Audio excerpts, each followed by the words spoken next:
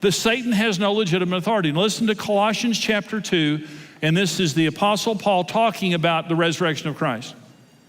Having disarmed principalities and powers, he made a public spectacle of them, triumphing over them in it. Paul is reminding us here that when Jesus was raised from the dead, he took all power away from the devil. The devil has no power. The only authority the devil has is the authority that we let him have. The only authority the devil has is the authority he's stolen from believers. He's been disarmed, and not only has he been disarmed, Jesus made a public spectacle. When Jesus was resurrected, he took the devil and every demon in hell and paraded them through the heavenlies and said, this man has no more authority, he's a loser, and he's been assigned to hell. And every angel knows it, and every demon knows it. He just wants to bet that you don't know it. He has no authority over you. He has no authority. All of his authority that he has on the earth today is stolen and illegitimate, and we can stop it. This is Matthew 16. Listen, Jesus is about to repeat what he said in Matthew 18. Matthew 16, this is the first time the church is mentioned in the Bible. I also say to you that you are Peter, and on this rock I will build my church, and the gates of hell, Hades, shall not prevail against it. And I will give you the keys to the kingdom of heaven. And whatever you bind on earth will be bound in heaven. Whatever you loose on earth will be loosed in heaven. Here we have Jesus repeat what he said, or actually this is the original statement here. It's then repeated in Matthew 18. And Jesus says this to Peter. Now, Peter, you said that I'm the Christ, the Son of the living God. And upon that confession, I'm going to build my church. And I'm going to give you the keys to the kingdom of heaven. And whatever you lock on earth will be locked. Whatever you unlock on earth will be unlocked. Now, by the way, they didn't have cars back then. A key was for one thing, that's a door or a gate. And Adam and Eve were the gatekeepers of the earth. The devil came, knocked on the door, tempted them. They opened the door. He came in, destroyed mankind. Jesus comes back and said, I'm re-delivering the keys of the earth to you, Peter, and to my church. And I'm telling you that if you want to unlock a gate of hell that the devil is using to hold people in darkness and destroy their lives, even the devil's gate cannot stand against my people and the key that I just handed you. I'm giving you the keys to the entire kingdom of heaven of good and evil. And whatever you want to lock and to bind and to disallow on this earth, so be it, I'll stand behind you. Whatever you want to allow and to loose, so be it, I'll stand behind you. But you have authority over all the power of the enemy, and he cannot harm you as long as you're using the keys of binding and loosing and the authority that I'm giving you. Number one truth, all the authority the devil has is illegitimate, and the church can stop it. Number two, the devil has no authority to harm believers. We have authority over him. You never have to fear the devil, he fears you. Jesus said, I give you authority over all the power of the enemy, and nothing shall by any means harm you. He has no right to harm you. And by the way, if the devil could kill us, we'd all be dead. He hates our guts. And the fact that he doesn't is just testimony to the fact he doesn't have authority unless we give him authority. Number three, truth in this regard, God will not do for us what he has given us the ability to do for ourselves. God has given us authority to live safely as his family, but we have to be the gatekeepers of our own lives. And I want to talk about the gatekeeping responsibilities that we have in two ways, personal and as parents. Because there's two ways that we keep the gates of our lives, and there certainly is national and other levels of this, but I want to focus this on personal and family. I want to talk about being the personal gatekeeper of your life. And to help you understand, there are 7 gates into your life. Every person. There are 7 gates that the devil or God will use to do good or bad things in your life. Let me go through these. There's the eye gate. Now we all know Jesus said that the eye is the lamp of the soul. And if the eye is good, the soul is full of light. If the eye is bad, how bad is that darkness? That's what Jesus said in Matthew 6. There's the ear gate. Jesus said in Mark 4, be careful what you hear. The ear gate is where words and music and sounds come in to our lives that can impact us in a huge way. And right now, I'm accessing your ear gate because you've come and offered it here in church. That's a good thing. So there's an ear gate. Number 3 is the mouth gate. the word spoken, food and drink consumed. And this, by the way, Proverbs 18:21 says the power of life and death is in the mouth. This is the most disproportionate gate in our lives, because what comes in and out of this gate will have more impact on our lives than almost anything else. Number 4 is the mind gate. We have a gateway into our minds. Beyond our eyes, ears, in a dark room with our mouth closed, we can open our mind gate. And we can have imaginations, we can have deceptions, we can have, all different kinds of things, but our thoughts, our ideas, our imaginations and beliefs come through our minds, and we control that gate. The spirit gate, this is faith or unbelief, submission, rebellion, what I'm gonna do spiritually in my life. And by the way, Jesus says in Revelation 3:20, behold, I stand at the door and knock. He's talking about the door of our spirits. If any man will hear my voice and open the door, I'll come in and dine with him and he with me. This is talking about the act of salvation. Jesus will not access the door of our life without our permission, because that's his nature. He recognizes us as the gatekeeper of our own spirit, and he says, my desire is to come into your life, but you'll have to open the gate for me to come in, okay? Our spirit gate. Number 6, our flesh gate. And this is our sensuality, our sexuality, our physical needs, desires, and wants, both on a legitimate level and also on a sinful level, whichever door that we open. But our flesh is an entry point. Okay, number 7 is our emotion gate. Emotions and attitudes in response to life and people and things like that. And so I decide everything that comes into my life through those 7 gates. Listen, who you are today has been decided by you and what gate you opened. Your mom and dad didn't do it. God didn't. God doesn't decide how you feel. God doesn't decide what you think. God doesn't decide where you put your eyes or your ears. Neither does the devil, neither do I. We all are responsible for the gates of our lives. And everything in my life right now, I allow to be there. And the things that are not in my life are not there because I disallowed them. Binding and loosing made me who I am right now, good or bad. And so when God gives us authority, and he said, I give you the keys to the kingdom of heaven. Whatever you bind on earth will be bound in heaven. Whatever you loose on earth will be loosed in heaven. The first responsibility that we have with that authority is to manage our lives in the 7 gates of our lives. And I've got to understand where I put my eyes, where I put my ears, where I put my mind, where I put my mouth, where I put my spirit, my emotions, and everything else has a phenomenal impact upon my life and my safety in who I am.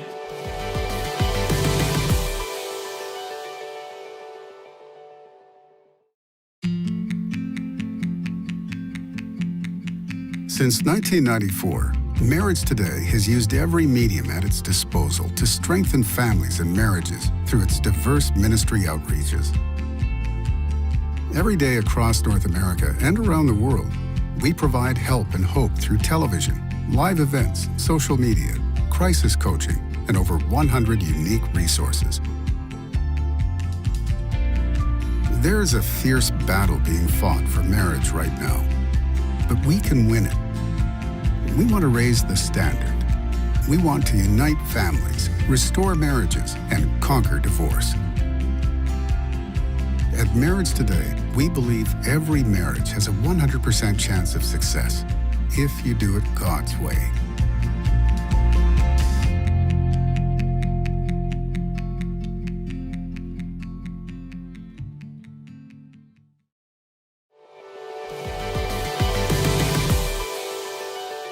Ephesians chapter 4, this is verses 26 and 27. The Apostle Paul says, be angry, but don't sin. Do not let the sun go down on your wrath, nor give place to the devil. Go ahead and be angry. God gets angry. Nothing wrong with anger. But don't sin in your anger, and don't stew on it and let that become bitterness and unforgiveness by going to bed on it. So be angry, but don't sin. Don't let the sun go down in your anger, or you'll give place to the devil. The word place is the word topos in the Greek language, and it just means location, foothold, a place in your life for the devil. The word devil there is diablos, which means slanderer. He's gonna come in through your anger that you didn't take control over. He's gonna use that as an opportunity to come in and accuse your wife, your husband, your parents, your friends, everyone that you have anger toward, until he's destroyed relationships. Now I want you to listen to me for just a minute, because this is something that I know as being a pastor for 32 years and a marriage guy who's helped a lot of people in marriages. That gate has destroyed millions and millions of lives and homes. How many couples have been destroyed by anger? That they wouldn't forgive, that they wouldn't talk it out. They justified unrighteous actions because they were angry. How many relationships have been broken? How many families have been destroyed? How many nations have been destroyed through that gate right there? Through hatred, through bitterness.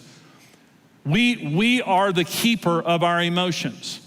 And the devil is looking for someone who will open a doorway of bitterness and unforgiveness so he can come in and do his work of slander so he can destroy our families and destroy our relationships and destroy our society. And this is what we see in the world today. And no one decides how I feel except for me. Life does not form me. My response to life forms me. And regardless of what you do, I make a decision of how I feel about that. And I can choose to love in the most difficult circumstance. And I can choose to hate in the best of circumstances. But I am the gatekeeper of my emotions. And so the devil constantly is going to try to access the gates in our lives. And as a responsible gatekeeper, it means I bind the devil by using my eyes. And I loose God to use, whenever you're reading the Bible, what you're doing is you've just loosed the Holy Spirit to work through your eyes to bless you. But when you put your eye on something bad, you've opened the door to the devil to come in and corrupt you. The same with your ears, the same with your mind. And so responsible binding and loosing, responsible gatekeeping keeps me personally safe. But the second responsibility of gatekeeping is parents. See, little children, we have to create, because they can't manage the gates of their lives. The purpose of parenting is to raise children in a safe environment where one day when they leave home, they have learned how to responsibly manage the gates of their lives. But let me talk about parents for just a minute. Parents are the gatekeepers of their homes and their children's lives. Let me say, everything in your home, you allow. Everything not in your home, you disallow. You're the gatekeeper of your home. God doesn't keep the gates of your home. The devil doesn't. Hopefully your children don't. All the devil needs is a careless gatekeeper to corrupt a child's life. He just wants a parent who doesn't understand that they're responsible for keeping the gates of their child's life. Let me talk about the 5 gates of a child's life that a parent must diligently keep watch over. And you're totally responsible for these 5 gates. Number 1 is the God gate.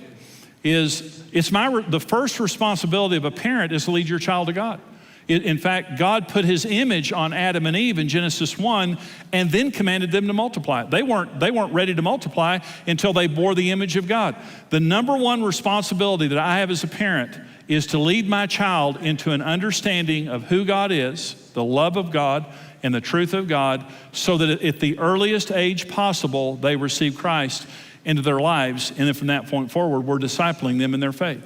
Okay. Taking them to church, reading them the Bible, praying with them. The number 1 thing that I do is I watch the God gate of my child's life. And I think that every parent should raise their children in church. I'm preaching to the choir here, but I'm saying church is very important. The Bible, godly disciplines in a child's life, that is the parent's responsibility. Number 2 gate in a child's life is the entertainment gate.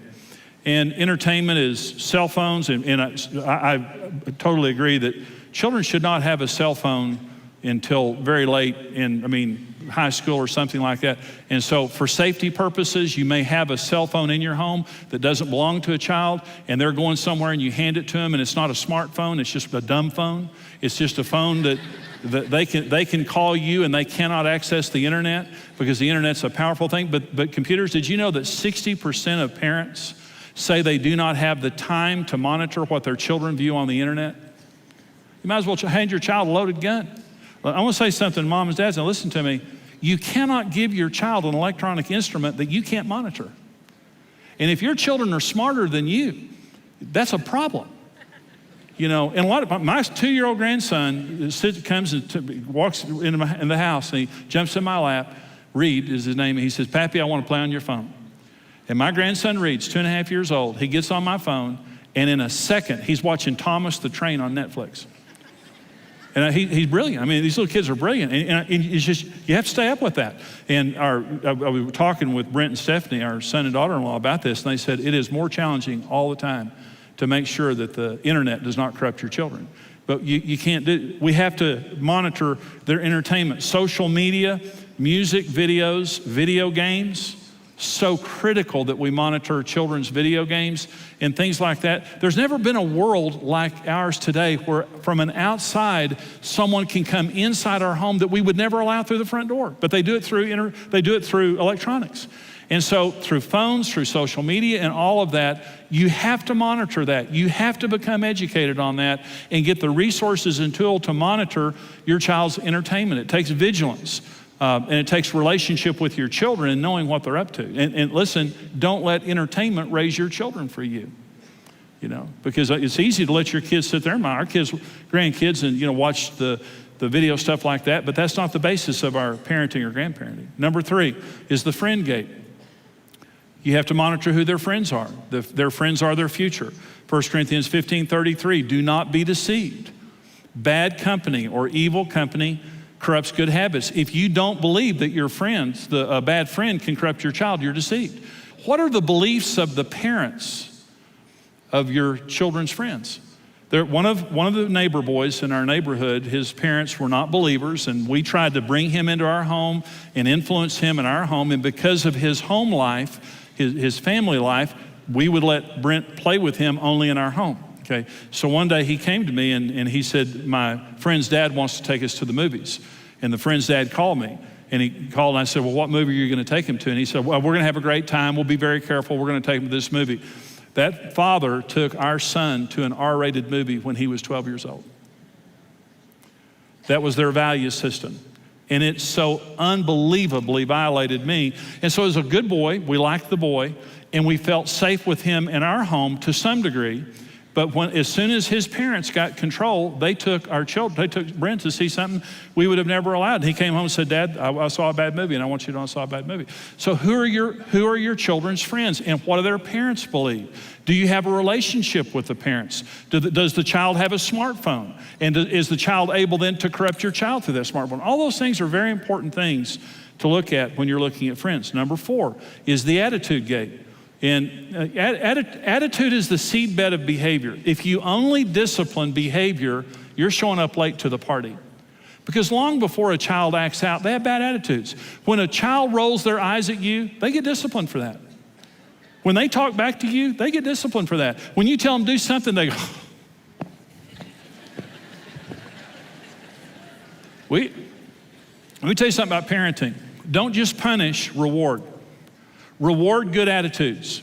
Reward good character. Say to your children, listen, you get along with your sister, you get along with your brother, you keep your room clean, you do your homework. Friday night, we're gonna go to the pizza, we're gonna go to a movie, we're gonna go ride go-karts, we're gonna do this, we're gonna do that. We're gonna have a special night if you have a good week. So I'm not just gonna punish you, I'm gonna reward you.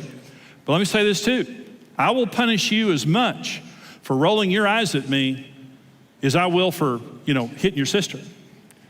I'm not gonna wait until you act out. I'm watching your attitudes.